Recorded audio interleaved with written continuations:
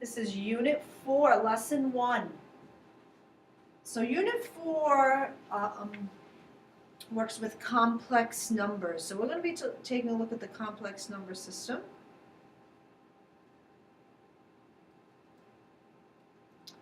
Or we also call them imaginary numbers.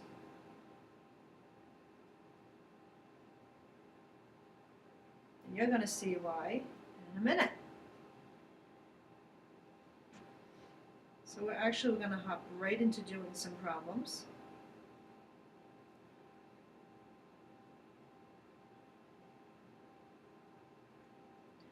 So if you try to put a problem like this in your calculator, the square root of negative 36, you're going to see error.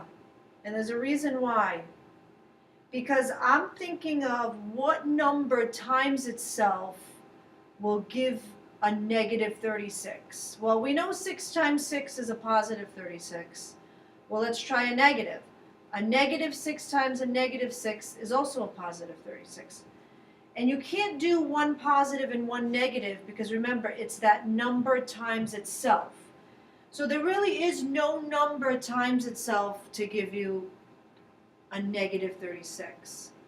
So a brilliant mathematician came up with the complex number system.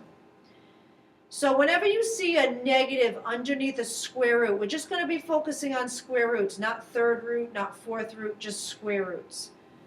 Whenever you have a negative underneath that square root, it really is what we call I. It's the variable I. I don't know if you've noticed, but throughout the course of high school, the variable I is very rarely used. It's because we save that for the imaginary numbers. So, the square root, so that's really a rule. The square root of a negative 1 is I. That's a rule. The square root of a negative 1 is I. So since it's not a 1, it's actually a 36. So the square root of 36 is 6, and then that negative comes out to be 6i. So the square root of a negative 36 is 6i. Next problem. Let's do the square root of negative 12. All right, well, the first question I usually ask myself is that number underneath the radical sign or underneath the square root a perfect square? Well, 36 for number 1 was, 12 is not. So if it's not a perfect square, that means you need to break it down. So that's exactly what we're going to do. Now we've done this before, this is nothing new.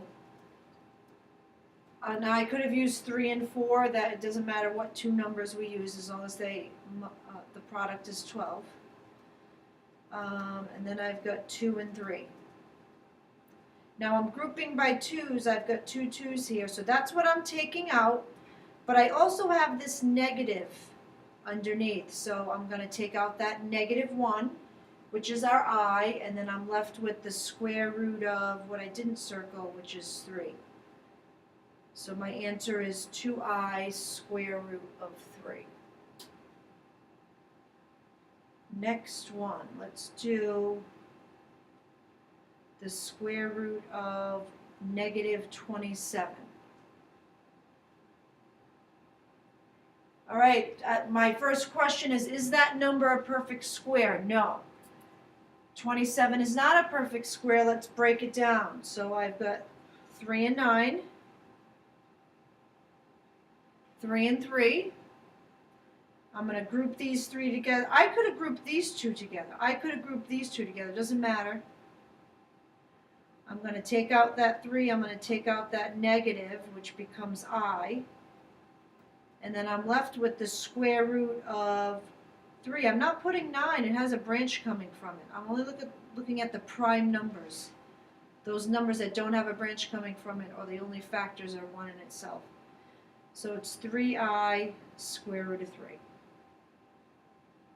And then the last problem I'm going to go over is the square root of negative 24 plus the square root of negative 54. All right, so I've got two square roots of negative numbers, and then I've got this addition sign in between them.